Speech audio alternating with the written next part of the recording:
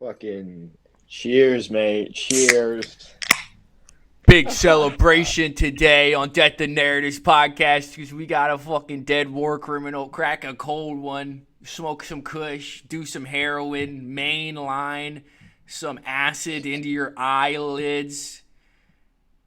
Maybe don't do that. But Lindsey Graham's dead, so let's fucking go!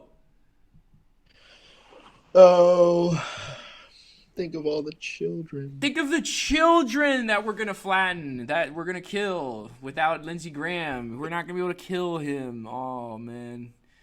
We won't spend too much time on this, but praise Jesus. He was a horrible person. He was a war criminal. He deserved to die in every way.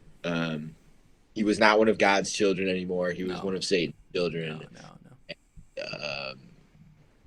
And I don't know. What do we say? Just quick burn in hell. Burn in hell. May Allah never forgive you for your sins. You will be sodomized for the rest of your life in hell. Although he probably likes that. Let's take a quick look at who this man was, though. Super quick clip. I'm just going to share with you so that we can really cement our hatred for him. This is a quick clip I found on Telegram. Shout out to the Simurg, one of the best Middle Eastern channels. Just take a listen to this odious clip here. To the world, if you don't understand this is a threat to Israel's and then they survival, flattened Gaza. just flatten it. We flattened Berlin. We flattened Tokyo. Were we wrong to drop an atomic bomb evil. to end the Japanese reign of terror? Were we? Yes, we were So wrong. my view, if I were Israel, I would have probably done it the same way. Our Israel. Without military victory, there is no hope of breaking radicalism. We flattened Germany. We flattened Japan. How many Americans Wait a believe minute. this? do you Out of believe? that, we The way that how many Americans think the way that you do? I think most Republicans think the way I do. No. Even young ones. Yeah, you're just No, out they of hate touch if you Israel. don't understand Republicans. When I it know comes to Israel. radical Definitely Islam, not. is on Israel's side. It's not even close. So we flatten them. We flatten them. Gaza, we flatten them. Japan, cities full of people who didn't do anything, we flatten them. You got to stop them. You got to gotta- kill those kids. Someone's got to ruin their future. I don't know what to tell you. That you got to get rid of radicalism, okay? They could go on to build things and to do things for their communities. They could be the world. terrorists. They could be terrorists, like being doctors and being cooks and They could being live engineers. full, bright, wonderful lives. And that's terrible. Without Horrible. Lindsey Frightening Graham thought. could not rape one of those kids, so he has to kill him. He definitely does not have the coordination to do that. You remember that video from Khan Yunis back in like 2021 or whatever, where it's just that fat fucking like Zionist Israeli faggot, and he's just like stealing this woman's house, and this woman's like, but this is my house. You knows his cannot, name. Jacob, you cannot take my house. And he's like, but if I don't take it, somebody else will take it. Like that's what Lindsey The Graham. part of that is she calls him by his name. Yeah. Like, they know each other. He's just their neighbor. And Just she's some like, guy, "Whoa." just some settler that lives next to her is just like, just don't take my house, bro. What the fuck? Jacob, you can't do this. I have to. I have to. It's how you say? It's my birthright. Jacob, you fat, you stupid. Oh, that's what Lindsey Graham's like. He's like, if I don't kill the kids, somebody else is gonna do it. So I gotta do it first. You know what I mean? Yeah, I think so. Yeah. If he doesn't kill those kids, somebody else is gonna do it. I Yeah, think that's and he's got to do it righteously for radicalism. So that guy's think- dead. Pretty awesome. Yeah, and as he died, American bases were being bombed. Yes, So, like, he died at 8:30 p.m. on July Dude. 11th, double cheers. which I gotta is so find epic it. because he had a sudden heart attack, which some of you who are following the news, and we will talk about it, may know, is basically right around the time when the MOU actually collapsed and Iran really said, all right, fuck you guys, we're not going to do this.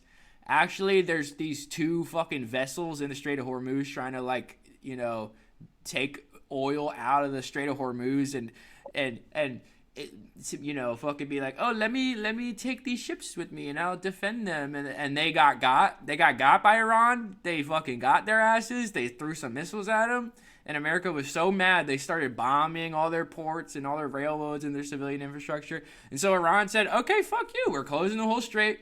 This is happening right at 8:30 p.m., which is allegedly when he had a heart attack. So it is a very real possibility that Iran's actions yesterday literally were so based that they literally killed Lindsey Graham. And I thank God that the reformists they're not pushing back. I mean, they're being still gay, but that Iran is throwing missiles again. I'm just happy for it. The strait is closed. There is no 5 or 6, 7 oil tankers come out with $2 million payment. It's not happening right now. The strait's closed. There is chaos under heaven, and everything is in great order. So, right. So what do we want to chalk this up to, right? So are we still right? Yes, of course we're right. Our initial predictions are still pretty right. We're pretty on track. Our initial predictions were right. MOU was an aberration. We said there wasn't going to be a peace deal. There was a peace deal that was somewhat, people were trying to make it real, but it couldn't be real because we were right that the forces of nature of these people are such that it can't happen. And so since it can't happen, it eventually collapsed. And now we're back to where we were at before. So basically we should just say, like, if you want to know, like, everything, just go watch what the outcome of this war. Just go watch the beginning of this podcast, like the first one we did before the shit started. Watch the first one where we're co-hosting together. Watch the first one when I'm schizo ranting out in the fucking patio. Every single episode, bro, we keep being right. And guess what? Guess what I looked at too. Let me share another thing on the screen here because we also. I mean, this is a fucking slam dunk to predict this. Super easy. But let's look at this. This line is still going down, folks. This is the this is the weekly ending stocks of crude oil and the strategic reserve. Last time we left off, I think we were at 340, 331. It then went down. We've had a 2-week hiatus because there was nothing happening because MOU was being gay. In that week we had a 6 million barrel drop, and then we had another 6 million barrel drop. The next release date will be on the 15th, and folks, I'm gonna call it. There's gonna be at least another 6 million barrel drop, probably more because it's the heart of summer now. So, well, also too, like. This is late data. You know, we're like late. A week and a half past this. So realistically, like it's probably like 310 right now. It's probably what it is right now. Honestly, crazy prediction. I don't know if this is gonna happen, but remember when the unemployment numbers were so bad that they literally didn't put them out for like 1 month? I wouldn't be surprised if they stopped updating this soon enough, honestly, because. I think, what is it, like 240, 230 million Not enough barrels people are looking at this. Is the bottom. But yeah, nobody's really looking at it. That's true.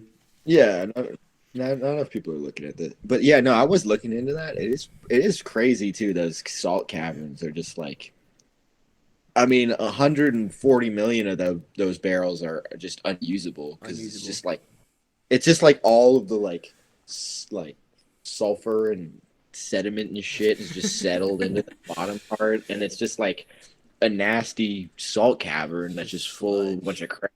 It's also just like, you think about it, it's like this weird, they're like these they're not like engineered, you know. No, they're just, it's just a these cave.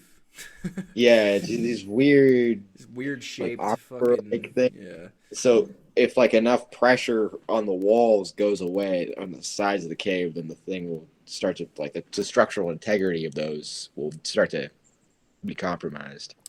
And wouldn't you know what I've been thinking, and that's, you bring a great point, first of all, Conrad, and I'm gonna add on to this point. You know what I've been thinking? If America really has a reckoning, if our whole economy and system goes down because of this, isn't it just amazing poetic justice that it has to do with an oil shortage? Because our whole country, it's sort of a cliche, but our whole country is based on like going to countries and stealing oil. That's like the classic Bush era. Like, oh man, I realized the military goes and steals oil. That's pretty much what like most of our country is based on in certain senses. And it really is amazing to see an oil shortage from one of those countries we try to take us down. And wouldn't it also be very poetic justice if they literally tried to suck out too much oil from the salt cavern and it literally collapsed? A literal collapse. Wouldn't a little, that would be, I think, that would be. I mean, if the crisis gets bad enough, I mean, then I wouldn't put it past them too. I mean, I would love to see that. well, the other thing I'd like to mention too, briefly though, is that the rapid decline in the oil price. I think a lot of people are attributing that to essentially China just stopping buying oil, and they've just basically said that, I mean, they don't want it anymore, they don't need it anymore. But a lot of the thing about that though is that the supply is still so much smaller, and the price has dropped. Which, what is that essentially signaling, right? That's signaling that the economy is shrinking, right? The oil use, the demand for oil is smaller. Right. You know, that's called deflation. And deflation, you know, a lot of people are used to inflation being like a signal for a recession, but deflation is also a major, even worse actually, even more extreme signal for a depression. And it like, because spending is what drives the economy. Spending is what drives the market-based economy, right? You need more people to buy things that create that increased demand, raises the prices of things, and then that incentivizes producers and industrialists to make more things so they can make more money. But if the price just drops, right, pretty rapidly, then there's like this huge concern, because that means the demand is shrinking, and that's leading to less and less spending, which is going to make the economy smaller and smaller. People aren't necessarily going to be hiring to do more things. So we will have to have degrowth. I mean, realistically, that's what will have to happen. I mean, I think, you know, we are going to. I mean, I think we're still headed for it. Like, I think all the pieces are there, you know, and this oil crisis will probably. I think it's going to trigger a recession or depression. Probably a depression. Yeah. I think because let's not forget, like, we're gonna have a recession or a depression anyway. Right. Like, now we've got two things that are colliding toward each other. Look at the I mean, the financial system is a fucking joke right now. Like, it doesn't even. There's this thing called the Buffett Index, where it basically tracks like how overvalued the stock market is, and it's like, I think it's like way more overvalued now than it was in the .com bubble. Oh, yeah. Like, it's like way more overvalued to the point where it's just, you know. It's pretty obvious. The .com bubble is child's play compared to what the fuck our tech stocks are doing right now. It's child's play, because the .com bubble was, hey, there's a million. It was kind of like you know, early AI things where it's like you could just, or crypto too is a good, you know, you could just be like, oh, I'm crypto AI LLC. And people would invest in your company because they're like, it's new technology. We got to get in on the ground floor. That's kind of what the .com bubble was. There was all these tiny players, people just, you know, running to get investment in any one of them that they could find. And there were just too many players, and none of them could have all been winners, right? So that had to collapse. This is a little bit different because it's more like you have these super large companies, Claude, Microsoft, you know, ChatGPT, that they're all getting billions, hundreds of billions of dollars, you know, and a lot of it's money printing, straight up money printing from the government, and it's not as if a bunch of tiny things are going to get wiped out. No, these few stocks could wipe out most of the value of the stock market within like a day. You know, it could happen very easily, There's especially considering seven. if the price There's of energy there's goes up suddenly and you can't have a yeah. data center. I mean, the whole entire stock run up. I mean, it's 7 corporations. Literally. 7. It's like Nvidia, Amazon, Microsoft, Facebook, I don't, Google, all the FANG yeah, companies. 7 companies. Yeah. The whole entire reason that the like S&P 500 is going up and the stock market is going up, folks. What if one of them, even just one of them, going under? Yeah. What is that going to lead to? You know, look at SpaceX, like a company that loses money every year is valued at over $1 trillion. How does that? It's so backwards. It's not How does capitalism that anymore. even make sense? How does that even make sense? And No, but see, bro, once they get to doesn't make- Mars, then they're gonna own the market on Mars. They're gonna corner the Mars market, bro. Oh yeah. I mean, literally. Okay, so part of it makes money is like the Starlink thing makes money because it's like, Satellites. I mean, it's like a cable company or whatever the fuck. At least they do something, you know. At least they do something, but like,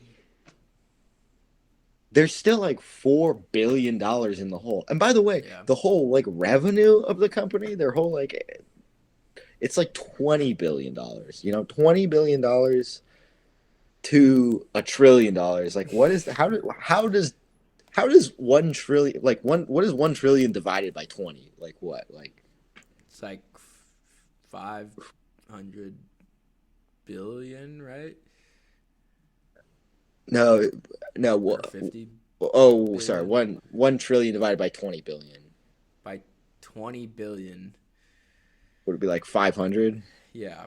50 times. So you're saying like the entire revenue, not profit, revenue of your entire company is like fucking 1/50th. 50 times. Like that doesn't. To me, I don't know. I'm not a brainiac. You know? That doesn't make a whole lot of sense to my tiny little brain. You know, just adding things up. So you're saying in 50 years we'll have made enough, not even profit, but like revenue to equal the entire net worth of this corporation. 50 years ago. Yeah, 50. So it's so asinine. It's beyond spreadsheet accounting is what it is now. It's companies are themselves financialized. This is what it is realistically. Is it's not about making profit by making things. What it is it's platform capitalism taken to its logical conclusion, which is hey, instead of making money making things, what we should do is we should actually make a market itself. We'll make a market, whether it's social media, whether it's for energy or communications or for shipping items. We will corner the market on markets, and we'll lose money for years and years and years until we are the only place to buy and share and sell and distribute anything, because we itself is the market, right? That's what Tesla, and it went from Amazon, books and boxes, Facebook, like messaging, telecommunication services, to now we're going to corner the market in traveling to space. We are going to literally corner the market in the solar system. We are literally going to corner the market on colonizing other planets. And what really it is approaching now, and it's been like this for a while. But what it is really on the nice edge of is total fascism, where instead of the government like doing things like I don't know, sending mail to people and shit, no, you just have a corporation that sends mail to people, and they own the mail sending platform. They don't even own, you know, the things that you send mail, like the packages that you're sending back and forth. You know what I mean? Other people make that, and they make tiny profits off of that. The real money is in owning the platform itself, right? And so the logical conclusion of that is that you have to find the largest platform to make the most money. And the largest platforms are governments, right? What does everyone have to interact with is government services. So they end up trying to replace government services with private markets. That's what they're trying to do. They're trying to replace NASA with a private entity. They are trying to replace the post office with a private entity. They are trying to replace higher academia with private entities. It's happened all around America, all around the West, and it's reaching such a fever pitch that you have private police forces in cities, and we see it. We've experienced it. You have private universities with their own police forces who house people, feed people, educate people, and then put them in jobs to make weapons for private interest, for private armies to fight other nations so that they can go over there and make their nation's private interests.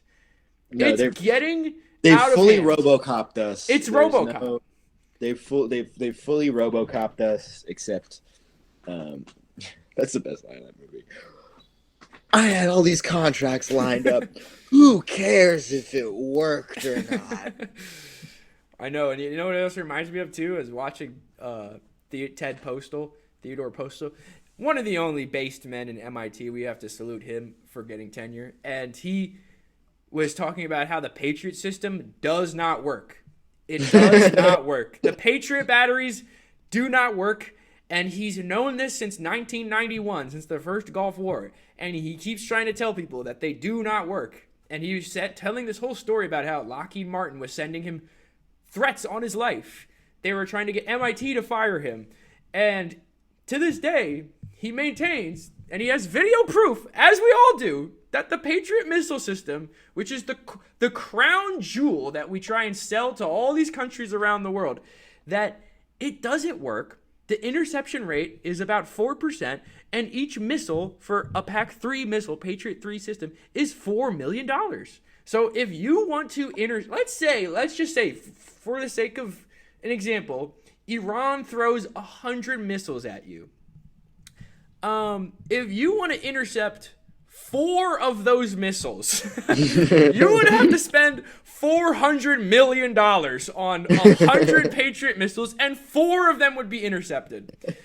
That is retarded, guys. And guess what? That's the whole backbone of Western hegemony and our economy. So salute to America, because security, this is the level of scam that we've reached.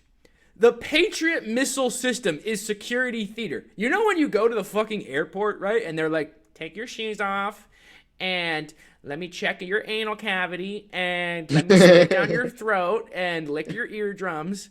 And you go, why are we even doing this? Why does this we all know this realistically doesn't stop terrorism. This is just something to make us think we're stopping terrorism, right? And to be like, oh, I shouldn't do terrorism because look at all these checks and all these balances. Security theater. Okay, weaponry is now security theater. We sell weaponry to other countries to make you feel safe with real missiles that don't do shit.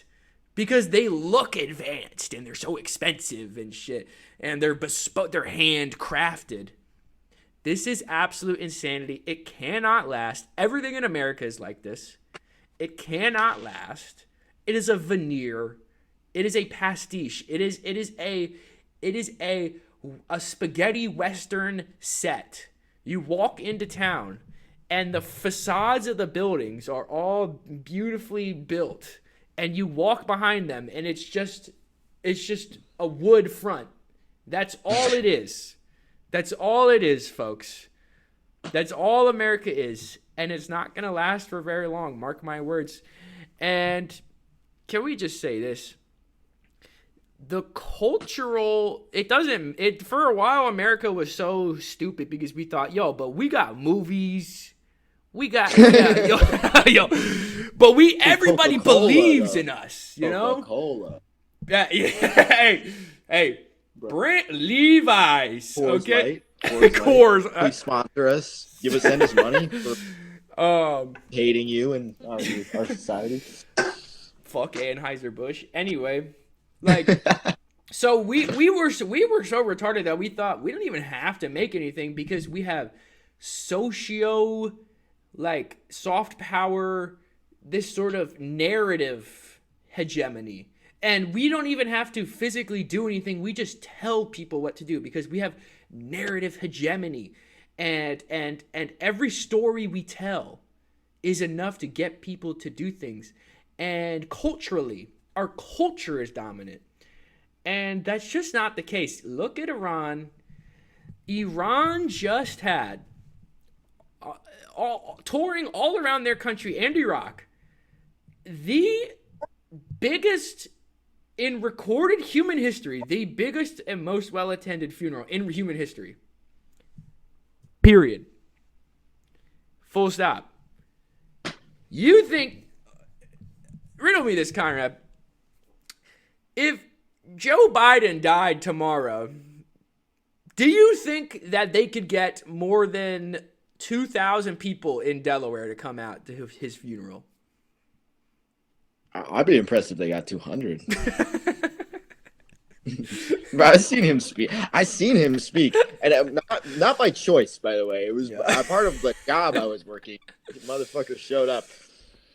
Everybody left before he started speaking. That's awesome. There was in the entire city of Philadelphia, there were maybe 50 people. Maybe 50 That's people. Crazy.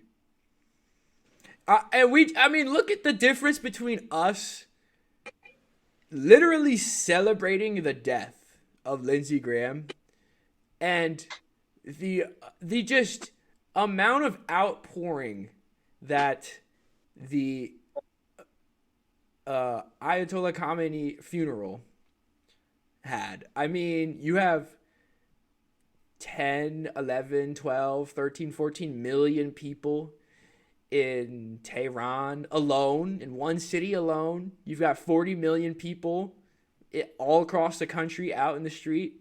You've got 9 million people in Iraq out in the street for funeral processions. You've got 100 plus nations and delegations. Every nation around the world, with the exception of the West. Actually, not even. There were some Western countries that came there. I believe Serbia sent a representative.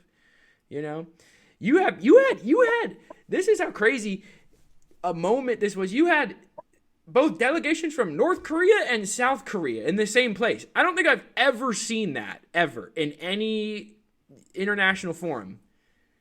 This was. That's wild. You had China, Russia, Armenia, Azerbaijan, Turkey, Saudi Arabia, Oman, Qatar, Jordan, literally people from the Democratic Republic of the Congo. Literally this was, okay, let me not just underscore how much, okay, there's one thing about Iran culturally, one period, okay, off of that alone. But, and also, may I add, do you know what held the previous record for the highest attendance for any in human history recorded funeral? Who was it? Ahmadinejad, or the previous? It was the previous supreme leader, Ayatollah Khamenei. Okay. So that just shows you, number one. Number two, though, the amount of political ass kissing that happened. It's not as if it was just such a cultural win for the Muslim world and for Iran centrally, the Shia resistance centrally in the Muslim world. The amount of countries that went there to go and say, not just, okay, Khamenei, this is a tragedy and we're here to, show. No, to be like, this is the new player. These are the guys. We need to get on their side. We need to have an in with them. We need to have diplomatic relations with them or else we're fucked because we need oil out of the Strait of Hormuz. That's very important. You've got countries that Iran was actively bombing days before the funeral, climbing over themselves to get as close as they can to high-level diplomats in the Iranian government, clawing their way through delegations to try and make deals to get there because they have to. And I think that's very important. People don't understand this right now, especially in the West. People do not understand this, that Iran has they have all the cards, and they have such an important position right now, geopolitically. I think if you look at the Chinese Victory Day parade, if you look at the Russian Victory Day parade, if you look at the Vladivostok Forum, these are all things that we think this is the preeminent geopolitical forums of our time, right? The BRICS summit, the SEO summit. You look at even the G8, the G12, the G7, NATO. Never in any of those, besides maybe a UN General Assembly meeting, I don't think I've ever seen the amount of high-level delegations in one place that I have in this funeral. And I watched all of this on the Telegram. I watched literally hours and then in alphabetical order, the countries come in. And then it's Armenia, and then it's Azerbaijan, and then it's Burkina Faso, and they file in, and the way that the tact with which they really did this, which was so amazing too. The ceremonially, they had these delegations file in, and they were marched in groups, and for a time put in front of the coffins, and they had a person saying the prayers, and each prayer for each delegation was different. And if you really want to get down into the weeds, you can sort of see what the Iranian IRGC, as well as Foreign Diplomatic Corps, are sort of sending a message with each of those passages that that the prayer guy was singing out. Like the Saudis, they got like one that was like, never let the deceivers like control you, for those who backstab you, like all these crazy passages. So there's infinite depth here, infinite like palace intrigue, and Iran right now is the center of the world, period. We talked about China and Asia being the center of the world. We talked about Russia being the center of the world. We talked about how Africa is next up. South America has so much potential. For right now, for the past few days with the funeral, for right now what they're doing, Iran is the center of the world. They are ascendant. And everyone should be flocking there if they know what's good for them. And they shouldn't be doing Turkey bullshit like Oman has been doing recently, and that's why they're getting striked again. They cannot be trying to play both sides. These people need to pick a side, and Iran is the winning horse. And if they're smart, they will stick with them and excommunicate American bases and any sort of ties they have with the West. But it's still going to take a while, I think, though, to explicate those relationships. What do you think? What do you think about this? What do you think about the funeral? What do you think about the MOU collapsing now? Because now there was a moment where it was like, is Israel going to strike the fucking funeral? They can't be that crazy. They weren't. But the funny part is, right after the funeral, right after Khamenei's body went to Iraq, right after it left Iran, they literally started trying to escort ships through the Omani corridor and not follow the Persian corridor for the Strait of Hormuz. And then Iran was like, fuck you, you can't do that. So they hit the ships. And then America was like, fuck you guys, you can't hit our ships. So then they started bombing their ports and their railways and railroads. And now we're back to total escalation. We're firing on all the bases again. Iran's firing missiles at these bases, and we're back on. Oh, let me just pop it out real quick, since you're shirtless.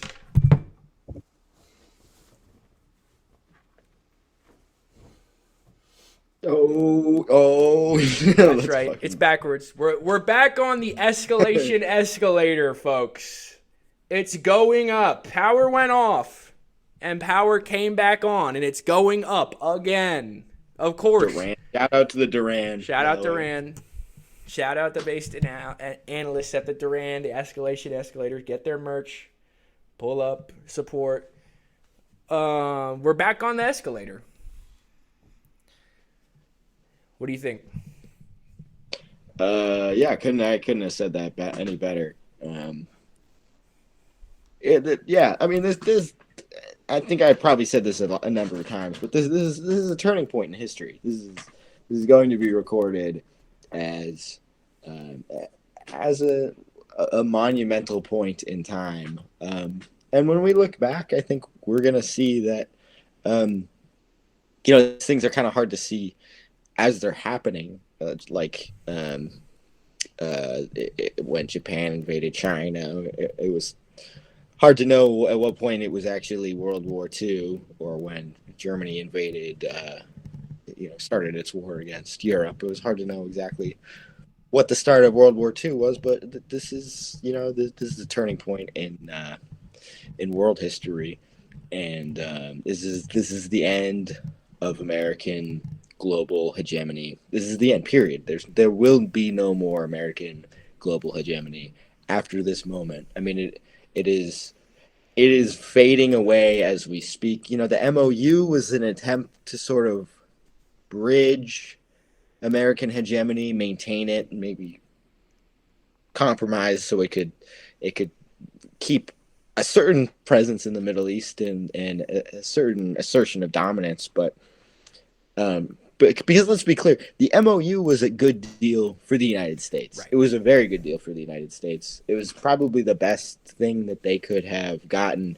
out of the situation they've created for themselves. It was an out, and it was just like a little bit of money and surrendering control of the strait, and a number of other things. But they still got to keep a lot of their bases. They still got to keep Israel intact and in control of large, their hyperbolic insanity. But now, we're moving toward in the direction it is inevitable. It is in an inevitable direction. The U.S.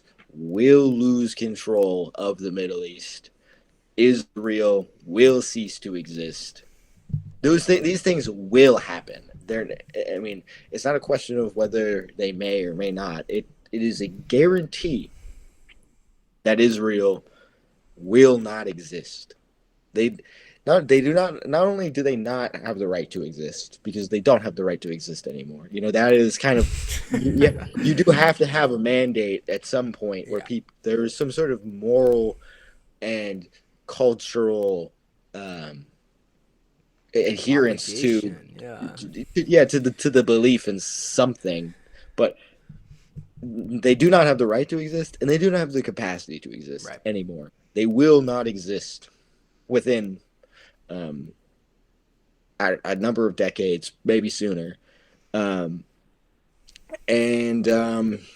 we're going to witness the convergence of war with the United. The one thing that is preventing this war, right, essentially, is that the U.S. does not have the military capacity at this point to wage the scale of war that they would like to wage. Even what they had for Iraq or Afghanistan, they don't have that.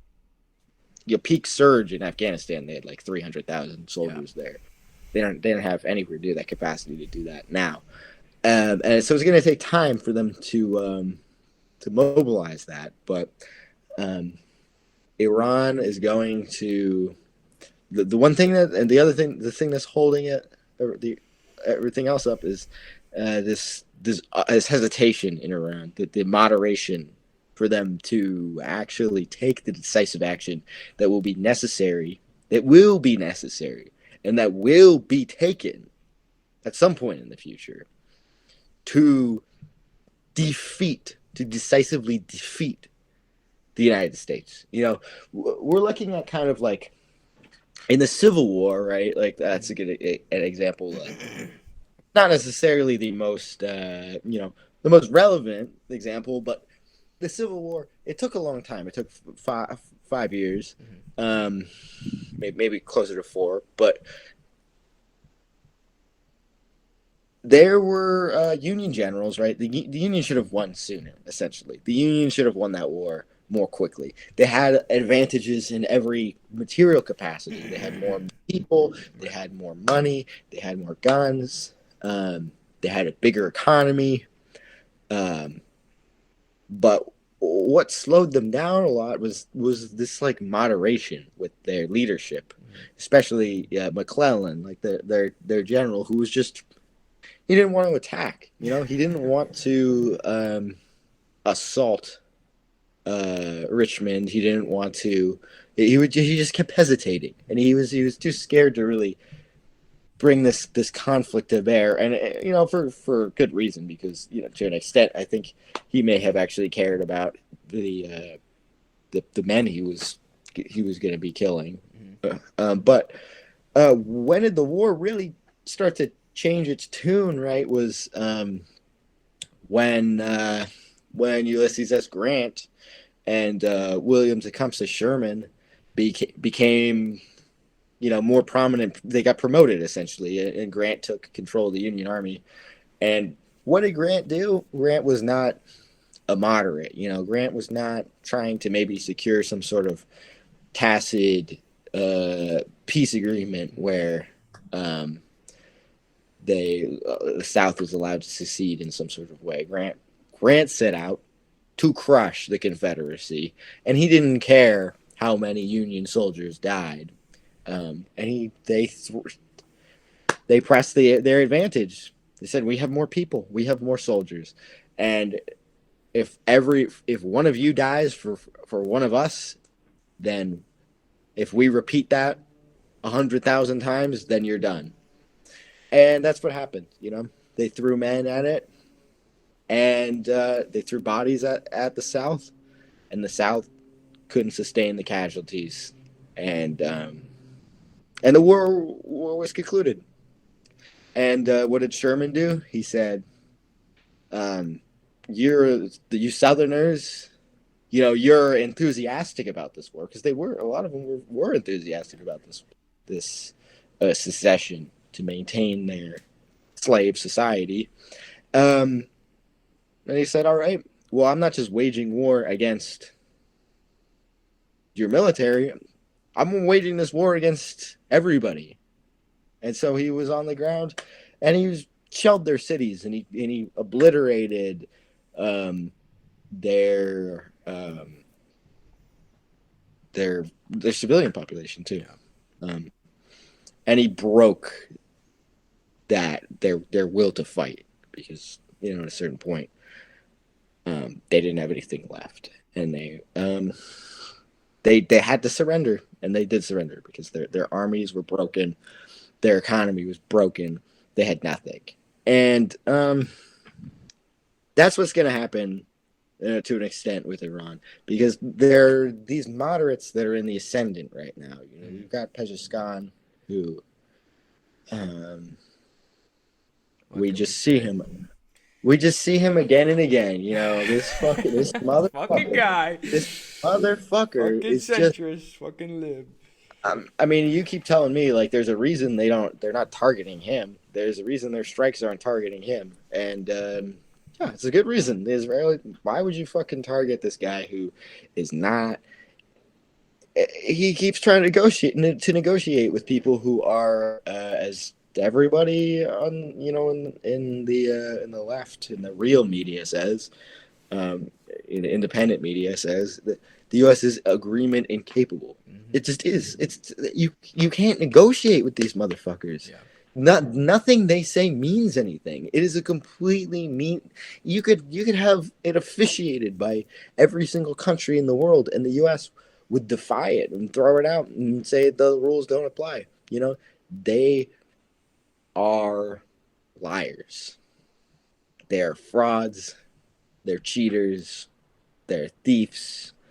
They're exploiters. They're the worst people in the world. They are the worst people, maybe in history, Maybe. that lead the United States right now, and many of them are completely incompetent. So, at some point, whatever forces inside Iran are propelling these moderates to positions of power, they will be overcome. Right? You can't have 40 million people in the streets, allegedly all wanting revenge for this illegal, offensive war of conquest against their country, and have your leadership say, "Well, let's just make a deal." That's asinine and that's insane, especially in the context of this, where they're winning decisively. There was no point in which they were losing this war. There was no point in which, the Iranian nation was on the back foot. They've sustained higher civilian casualties because the war is in their country, but they have to finish it. They have to finish it. It's almost like, it's like the world is full of procrastinators right now. Like the deadline's not quite in, right? Yeah. And they're just kind of, whoa. Everybody's kicking the can down the road in like so many ways in the 21st century right now. Like no one wants to just deal with things. The fact that we have all these wars around the world, the fact that the economy's all fucked up and weird and like it's like scams run by the West, the fact that like the climate's fucked up, not to be too lib, but we'd be polluting. There's plastics everywhere. There's bioweapon labs everywhere.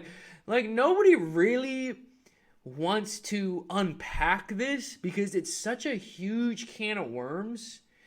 And if we unpack it, it may very well be World War III. And I think that's what most of you are thinking. But to your point about the Civil War, it's like, at what point are you, and Glenn Deason makes this point about Russia, right? Like, if you are going slow and decisive and trying not to escalate too much, but at what point does the long, slow, protracted going back and forth with negotiations, at what point do you calculate that is actually going to do more damage in the long term than you going, we need to go all out and defeat these people? Because there will come a time, a sunk cost fallacy thing where people go, no, we have to keep. But there's just been too many resources, too many armaments, too many men that have been martyred. And you haven't had much to show for it because you keep going back and negotiating or like letting these people rearm or letting them re-equip, letting them politically rehabilitate themselves. And what you need to do is destroy them. And I know that can sound crude to people who are maybe humanitarian minded on the left, whatever. But the thing is, we wouldn't be like, hey man, like those Nazis in Germany, like they're pretty bad, but like maybe we should just come to like an agreement with them so that like, they can just like stay over there a little bit, and maybe they'll just do a little bit less raids on us, and they'll kidnap and kill a little bit less of the villagers on the outskirts of our, and a lot of Europeans did try to do that. Let's just be honest. But with the hindsight of Americans who were supposed to hate, Nazis and fascists, we all know, no, those people are evil. They did evil things, and they need to be defeated at all costs, period. And there is no moral equivocation that can be done. And that includes having to sacrifice things to kill these people. And I was telling my this woman that I'm seeing and I'm roommates with, about it's just the fact that there are these evil people in the world, and they literally do sacrifices. I do believe when they target the Minab school, and this is a target that has not even any tactical relevance, let alone strategic relevance to a war. There's no tactical relevance. There's no strategic relevance. What is the point of doing this? You might say, oh, it's psychological warfare to make them, feel so scared that like their schools are going to explode and their children are going to die. So we have to acquiesce to them. No, I think maybe, but what I think it is that these people, through their AI, that they can say, oh, AI did it. Actually, it wasn't me. It was the Terminator. Through their AI, they've made the calculation that they can sacrifice people. And they want blood sacrifices of these people because they're crazy and they're craven. And they need, Right, I think they appeal to killing people, civilian populations. That's how they wage war. And that's the only thing they can do. And in order to fight these people who literally sacrifice innocent lives, we have to sacrifice a part of ourselves, a part of our time, our labor, some people's lives, our resources to fight these people. So what it is it's really sacrifice versus sacrifice right now. And Iran, I think yeah. I mean, I think that sorry to interrupt. No, I mean, I think a couple of years ago, I mean, that would have sounded crazy, but it's just like it's documented at this point that they do that the rulers of America and Europe do human sacrifice. Like there's layers and layers of documentation, to the point where they were retracting it during the war while they're doing human sacrifices. They're hiding it because folks, they don't want you to know how horrible they are. They don't want you to know the extent of their atrocities. And yeah, you're right. We do need to sacrifice, fight back. But let's be honest here, folks. I mean, that's what you're doing already. Every day you sacrifice for these people, right, for the ruling class. You are doing a bunch of bullshit for them that they're benefiting from. Every fucking day. Every fucking day you're doing it. Either when you are going into work or when you're spending money. Or even when you're, wasting time on your phone or doom scrolling or whatever. You are sacrificing for them. Your energy, your time, your life force, So let's not live in like a fantasy land where it's too much work to try and fight back. The reality is it's too much work not to fight back. And we do have to change the tide here in America and against these people. We do. I mean that they are evil. These people are evil, and they will be defeated. They will be defeated. We have to rise to the occasion, though. We have to rise to the occasion, like the Iranian leadership and the Iranian people have to rise to the occasion to defeat these people. Because that is the only way that we're ever going to be free, and that we're going to free ourselves, our neighbors. The point where we're going to be able to live like well-rounded lives. We're all just in this state where we're wholly dependent on this system. There's this illusion, right? Everybody wants you to think that there's this illusion that you're just right around the corner of maybe like a breakthrough of being some degree of like having some degree of like wealth and stability, because there's millions of people in America who have that, maybe tens of millions of people who have that, but that can't be everyone, folks. The reason that those people are rich is because you're poor, and that's the end of it, right? The reason that there is concentrated wealth is not in defiance of poverty. It is because of poverty. Because in order for more people to have, other people have to have less. There is only so much wealth that is produced in a society. And guess what? The people who have it, they didn't make it. It's the people who don't have it that made it. It's the people that don't have it that made it. Facts. I think in America we tend to think this will never end. This is just the beginning of some horrible, long, protracted slog through historical, events that will culminate in something worse, basically. And I feel that, but I want to push back on that because I've been having this thought about the Middle East and comparing it to Vietnam, because I think we both had this realization when we went to Vietnam, because we were so America brained that we thought, oh man, we really fucked this country up. Like, I can't believe what we've done to these people. You know what I mean? And it was so Americocentric, because when we went there and we saw their war museums, you have these entire rooms dedicated to, we were invaded by the Mongols, the Chinese, all these Asian imperial powers. Then the Europeans came. Eventually the French came. It was, 80 years of French rule.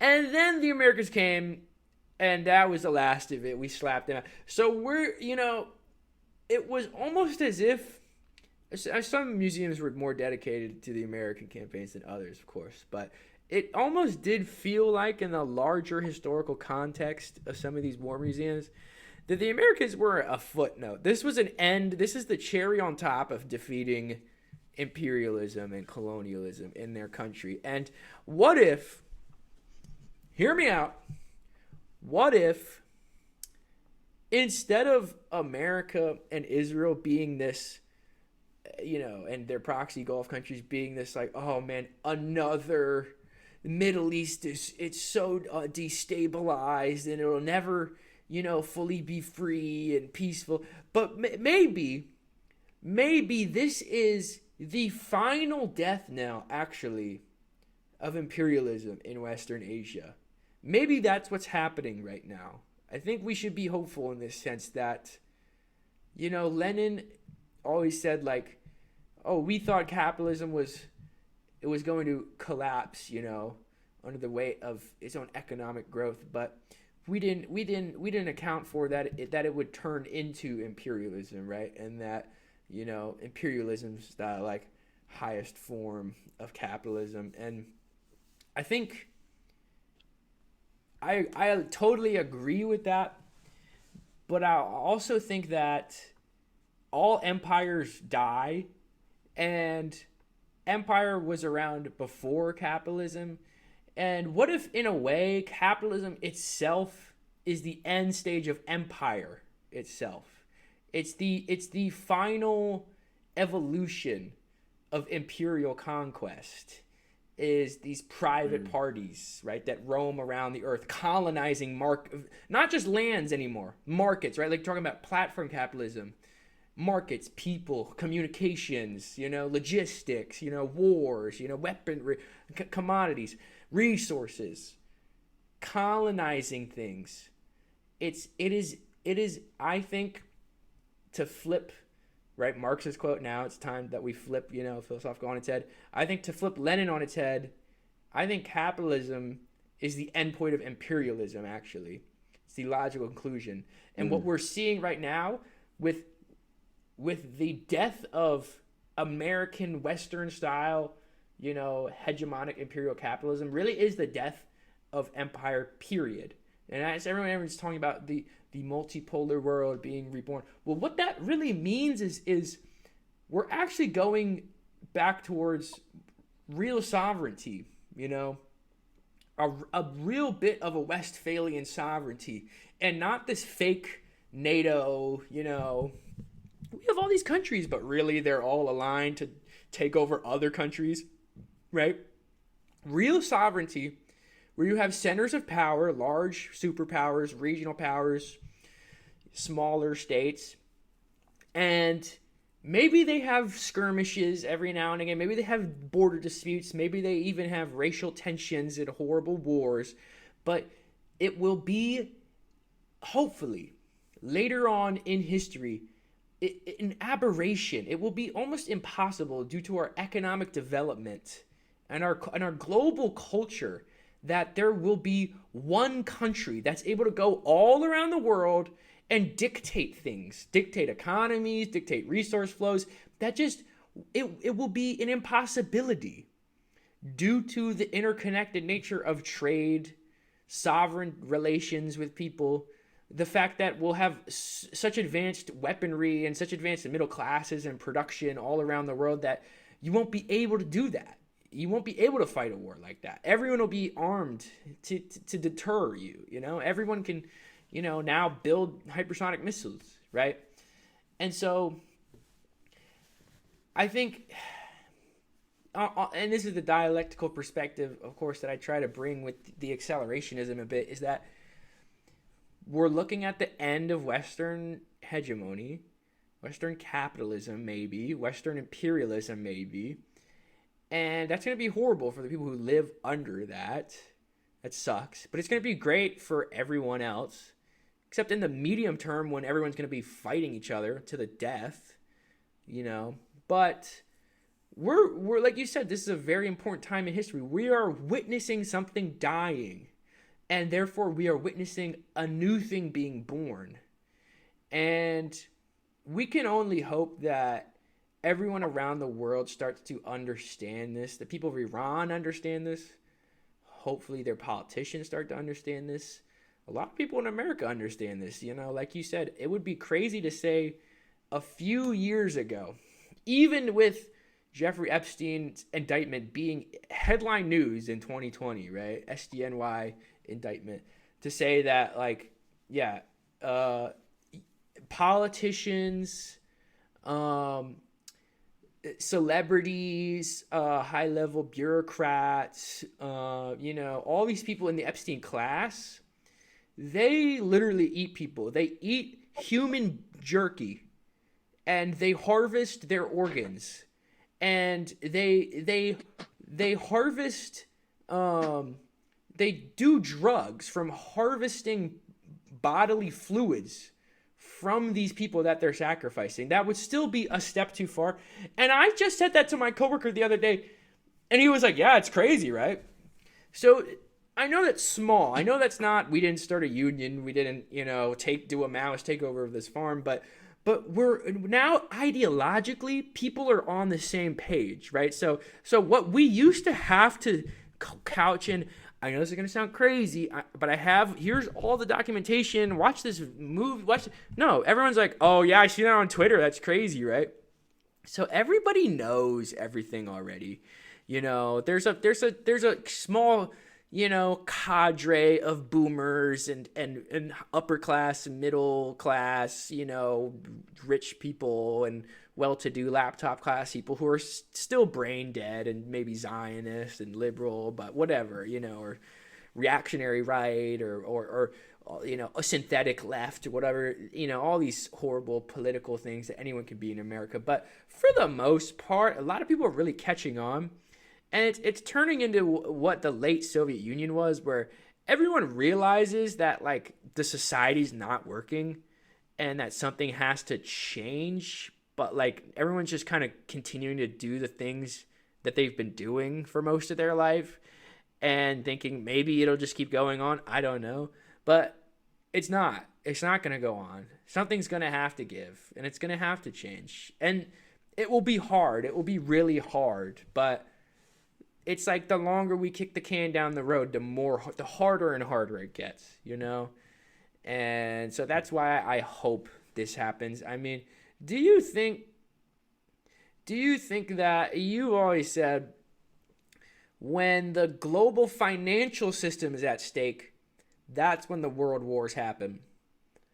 And I do maintain that we're already in World War III. I know this is going to be another like World War II discussion of like where does a world war actually start. Do you think that with the defeat of the petrodollar that this will really propel us into World War III? Some more globalized conflict even outside of all the theaters that we have right now.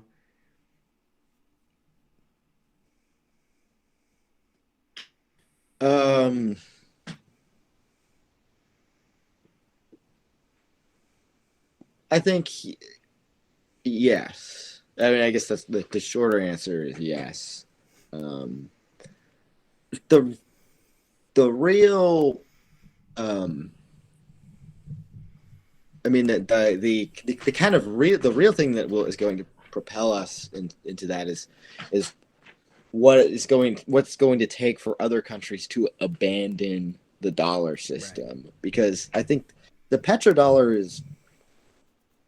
it's more or less done. I mean, it's still, I would say it's still relevant, but there is still a holding on to of the dollar system by most of the world. It is still the most used currency for international transactions, um, and I think it's not necessarily to do with the petrodollar anymore. I think it's just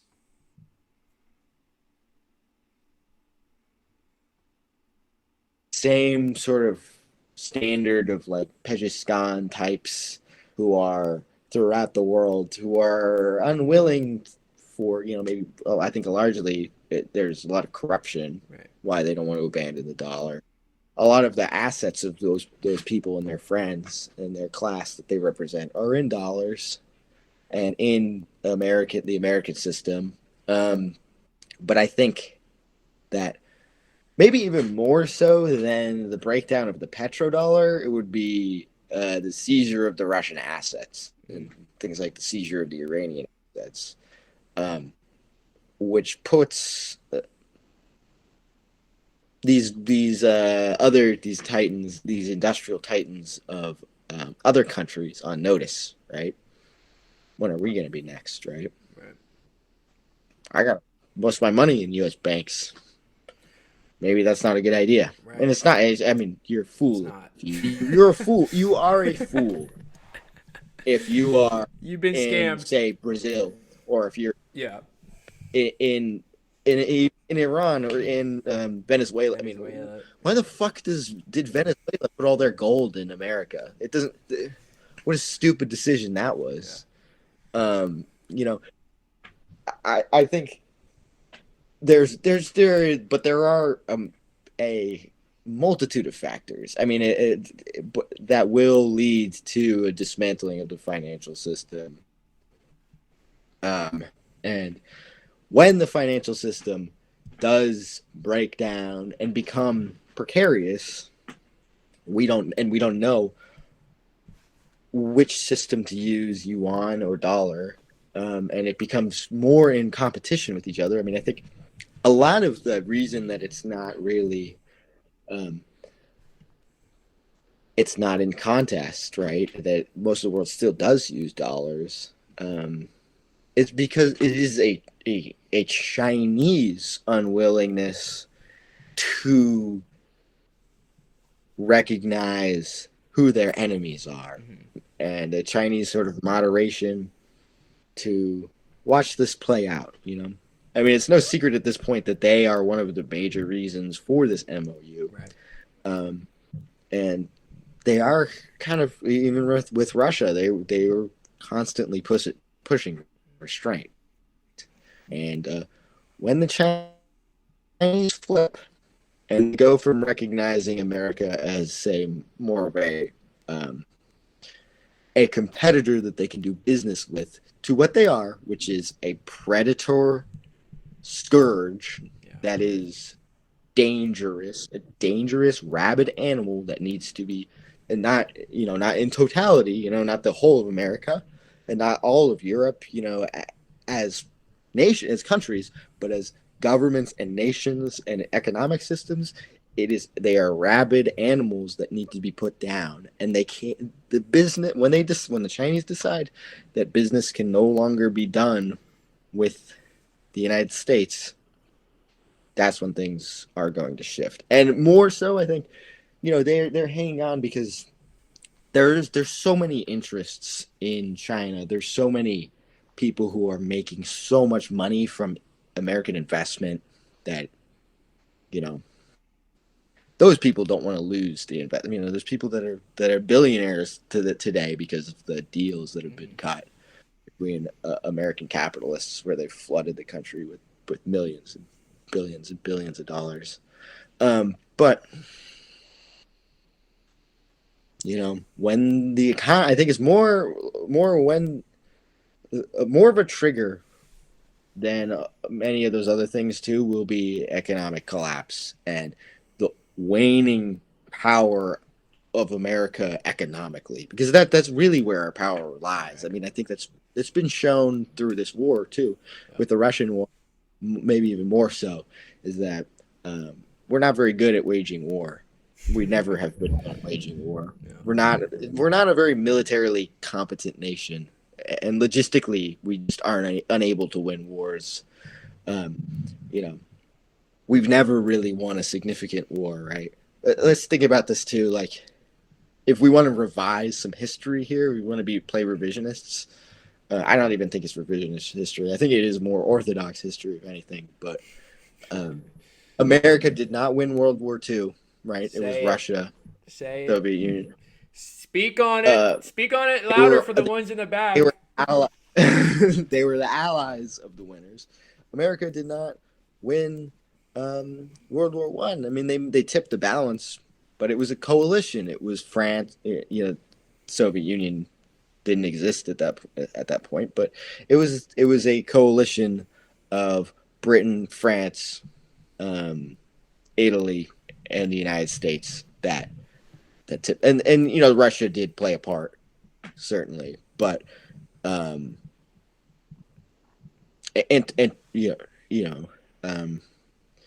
those countries combined were able to win. But realistically, like the U.S. has never won a significant war internationally.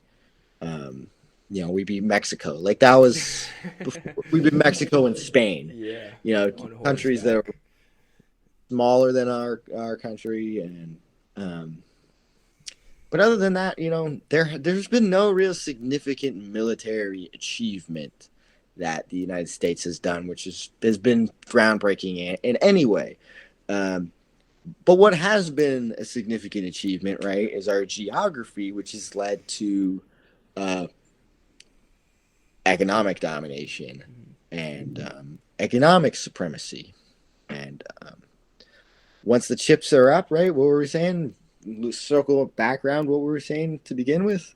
7 companies in the U.S. are driving the stock market run. 7 companies.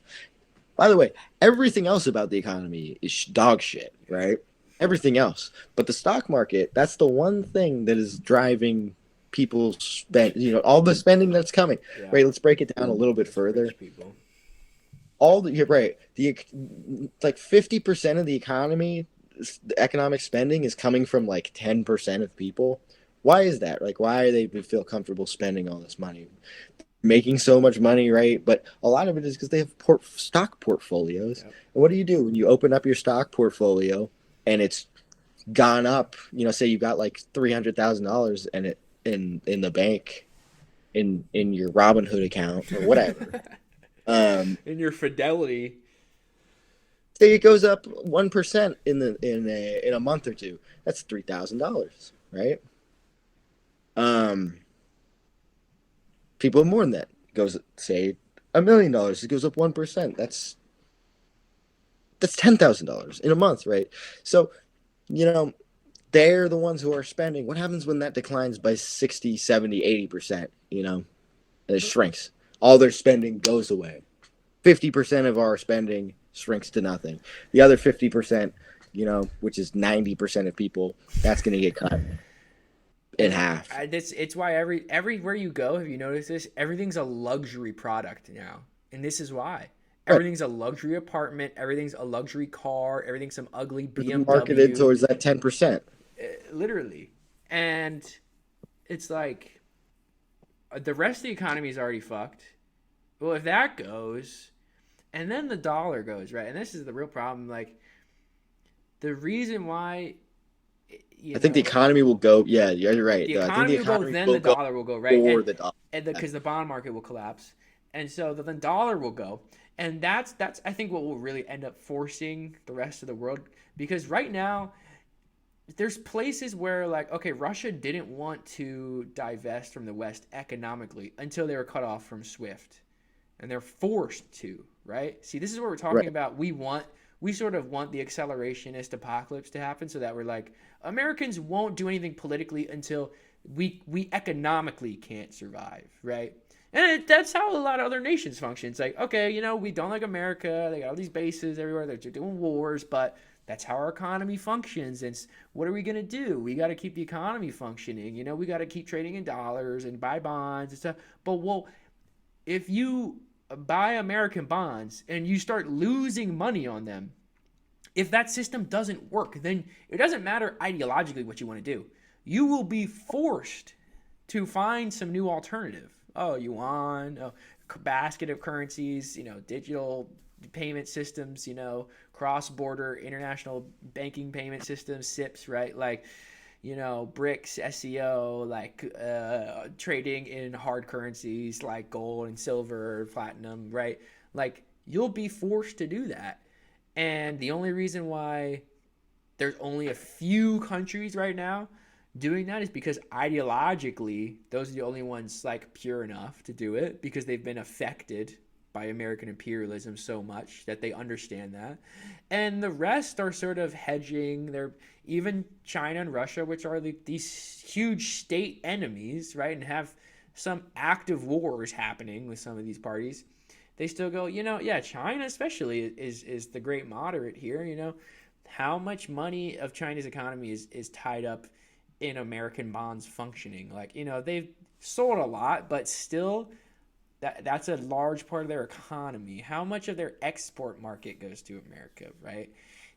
How much of stuff that China produces is literally for America, But there's going to come a time, and I do believe it will probably be self-imposed by America, because they're just that stupid, that America will say, no, we're going to put even more trade embargoes on China. There's going to come a time, like a SWIFT-like moment, where China can't, like, buy American bonds or something crazy. And China will be forced, or there will just be an outright hot war on China, on some part of its sovereign territory, on Taiwan. Something will happen in Pakistan that they'll send people on the border to, something will happen, and they'll be forced to do what Putin has done for the past couple of years, which is go, economically, I was very close with these people. Maybe even ideologically, I was trying to, like, bridge the gap between these two countries. That's why I'm here. But because of their own actions, we just cannot afford to do that anymore. And we have to become more hardline. And it may take a while for some of these countries, especially these larger countries, but that's an inevitability. It's an inevitability. That's why when we predict these things, they're not just necessarily predictions that are like, oh, tomorrow that's going to happen. Sometimes we'll say that, but, like, these larger things we're predicting, it's hard for them to not come true, because all these things are inevitabilities. Like, we don't know how they're going to get there, but this is an inevitability. Like, just in the past few days, America bombed what? A lot of the east-west railroads in Iran. And where do they go? They go from China to Pakistan into Iran. That is the key node. Iran is the key node in the New Silk Road. It's the key node. They have the north-south corridor. That's India, Iran, Russia. They have the east-west corridor. That's China, Iran, and what? The rest of the fucking world. That's what. Europe, Africa, the rest of the Middle East. If you take that out, right? That's war on China. So not only, and I hope the Chinese are recognizing this. I hope that the Maoism is starting to come out of Xi Jinping more than the Dangism is coming out, right? Because they're already, this needs to be said. China, with Pakistani mediation, in Iran, they have, and especially this East-West corridor, they go to their country. They pay to make this infrastructure. They send their people to build the infrastructure. They put their own commodities and they're in their own trains to drive through this country. And just because we bomb it and it's Iran, we think, oh, we're fighting Iran. No, that is sort of an act of war against China. It has to be said. It really has to be said. And I hope China is they're recognizing this because they're backing, Iran through Pakistan, but they're still playing this auspicious role, which is like, well, you guys got some good wins, so like let's calm it down so that we can keep exporting to the global market and that we can do this, that, the third. It was, besides our strategic oil reserves, like you mentioned, it was only China who was able to depress the price of oil because they've been not buying oil because they're the only fucking country who's had the sense to have this huge developed economy and say, let's start diversifying out of fossil fuels. Let's start. They also have the largest strategic reserves. They're selling their strategic reserve, right? When other countries are just frantically using it, they're selling it to other people, right? And the scale of it is also much different, which we have to say. The scale of China's strategic reserves is billions of barrels of oil. Ours is hundreds of millions, right? Which is a classic China-America comparison, right? 300 million barrels, 300 million people, a billion barrels, a billion people. It's just a difference there. And that wins out. I'm sorry, that wins out. China, the funny part is, sorry, the mic was far away, listeners, but China is not that much different in size than America. If you include Alaska, America is actually bigger than China, I believe, in terms of land mass, okay? Why do they have 1 billion people and we don't have 1 billion people in America? Why is that? Probably because everybody goes, damn, I want to buy a house, but I can't because I'm living in my fucking car to try and pay back a debt that I incurred 5 years ago because, I don't know, I stepped off a curb and I broke my ankle or something. That's why. So they don't have a child. They're not having kids. No one wants to reproduce themselves. The economy doesn't grow. Everyone just does drugs and tries to have some sex every now and again and kills themselves. That's all we do. Or, you know what? No, kill other people. Let's go fucking shoot the school up. Let's go fucking get MK Ultra and just kill a bunch of people. That's all this country is. So why would anyone want to start a family, create some sort of, civilization that's bigger than itself to grow something? It's not happening here. It's not. It happens over there. I think it was Rousseau that said that the most important indicator for how well a country is doing, in terms of like how happy it is and how much it's growing, and if it's thriving, is the birth rate, right, per one. And you have to have at least, I think it's like 2.1 or something. 2.1 is like a positive, that's like a maintenance birth rate or something. Like some women can't have kids. But in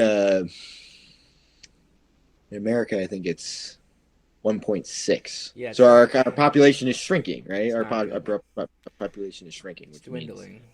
We're literally dying off, not even because people are killing us. We're literally dying off because of our own system is killing ourselves. Right. I mean, young people just can't even really manage having kids, and both people who are intelligent are not doing that, and the ones that and then there's ones that are capable of thinking, of planning, and they just do it, and then they cause these kids have to grow up with all sorts of hardships, right? Yeah. So it's either you just have a kid and they have to deal with these hardships, or you wait and hopefully you can improve your situation, and a lot of times you can't, and then you just don't have a kid, and then our population shrinks, right? Yeah. It's total idiocracy effect, and that's a funny movie, and I thought that's crazy. The older I get, the more and more I go, fuck, that shit is so real, because there's some people who I'm like, okay, you guys are like healthy and you are financially stable and you had a kid. And by some, I mean like there's like 2 people I know like that, right? And there's loads of people who I know, damn, you had a kid? Really? Did you think about that? Because that's probably not good for you. You know what I mean? And that's the vast majority of people with kids now. And yes, so this is the problem, right? We're incentivizing the exact wrong things. The people who are smart and hardworking and have honor and integrity and like want to build something for the future go, wow, I'm never gonna make money doing all these things. So I guess fuck me, and I'll just work this job and have like a cat in my studio apartment and like just host potlucks and like, cause I try and make community, which is like meaningful life. But like it is so weird to see the people who do have kids who are stupid people or stupid rich people, and these are the worst kind of people, right? And I go to, it's funny because it used to be cosmopolitan to be like, I'm not going to get married. I'm not going to have kids. I'm going to travel and fuck and suck and I'm going to do art and shit. Now it's like somehow revolutionary to be like, you know what?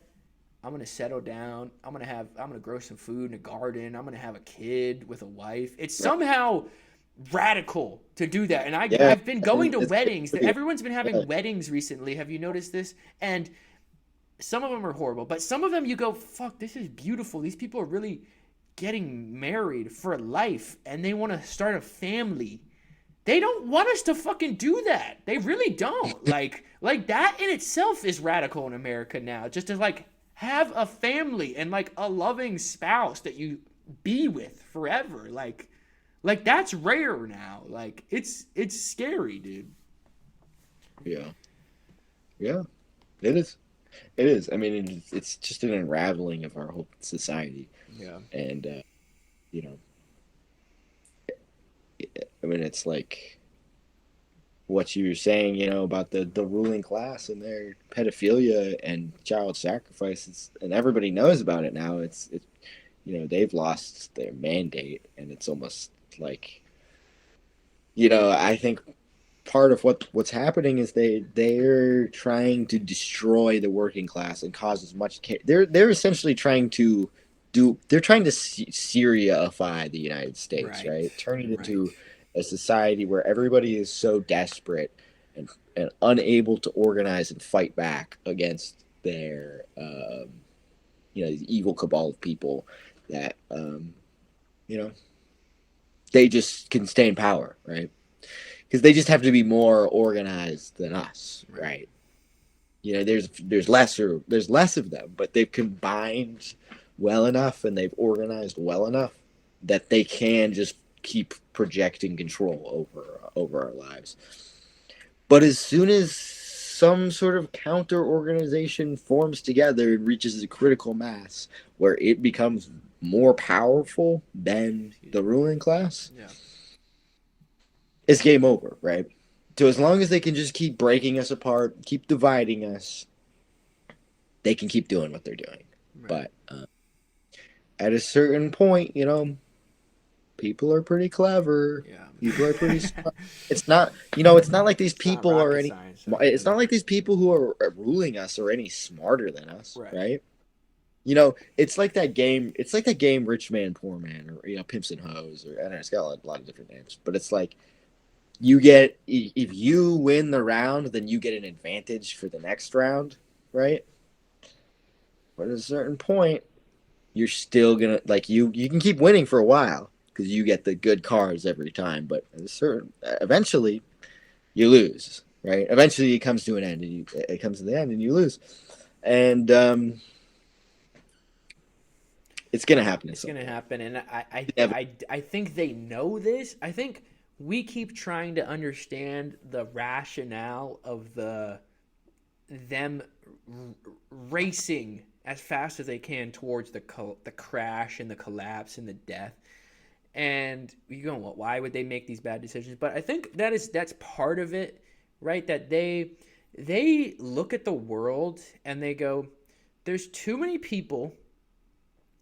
They outnumber us, and not only are they just, like poor people in shacks now. There's huge countries that used to be like that, and they have houses and they have TVs and they have friends and they have reading groups and book clubs, and there's too many of them. And there's too many people with a modicum of wealth and a modicum of ability to communicate and to organize. And they are deathly afraid that they're all going to come and kill them because, that's going to happen, yes. And so they go, we need these degrowth agendas, whether they couch it in climate change or wars that we need to fight or do bioweapons. They just need to kill us. They need to kill large swaths of us, and then use that event, whatever that is, to divide us, and make us disorganized and make us, in this haze of technology and drugs and health problems and bureaucratic nightmares and fees and current, all these things. But the reality is, they can only reach so far into the world and do that, like they can't reach into Iran and do that really anymore. They used to be able to do that. They can't reach into China and do that, so that's why they reach here and they drop fucking ticks from planes filled with diseases, so that we can all have these diseases where we can't eat meat now. And isn't that interesting? Bill Gates has all this lab-grown meat that he invested $150 million in, and they're losing money. Isn't it interesting that now they're dropping ticks on us that make us allergic to meat? And it's just shit like that it's just some fucking Kafka-esque nightmare over here, It's worse than that. It's some Philip K. Dickian sort of nightmare over here, because you just have Dr. Jekyll and Mr. Hyde levels of human experimentation to see how much can we fuck these people up. How confused and fucked up can we make these people in America and the West to the point where that they don't understand what's happening. They really don't grasp what's happening. And if they do, they can't. They feel like they can't do anything about it, And it's some fleeting moment in their life that's just full of just sensory overload, And they've won that, I think, for many a year. And I think the only thing that will stop that will be something like COVID, where we are forced out of our everyday life. If the internet went down for a week, that would do great things for America, something like that. If we're forced out of our normal routine of actually not interacting with the people we live next to and work with and our family with, and we have to sit here with ourselves and our peers and our community members and actually be like, hey, what the fuck is actually going on right now? If we just do that for a little bit, it would make such a difference, But no one's doing that. It's the sad part. Everyone's just, I have to go to work. I have to keep going to work. I have to buy the thing after work. And after I buy that thing, I'll be happy for one day. But it'll come to an end. It'll come to an end maybe very soon. Yeah. And we got to make it. I mean, we also have to participate in that, right? I mean, we can kind of hope other people mobilize, but we all have to participate, right? We all have to pay our dues and make that shit happen. Um, and that's the difficult thing right now in America is there's no organization of really actual Yeah. working class. I mean, there are unions in America, a very small number of unions, right? Or not number of unions, but percent of the workforce is unionized. But there needs to be kind of a radical movement of working class people who have an alternative vision for a system, not just like little tweaks around the edges or changes.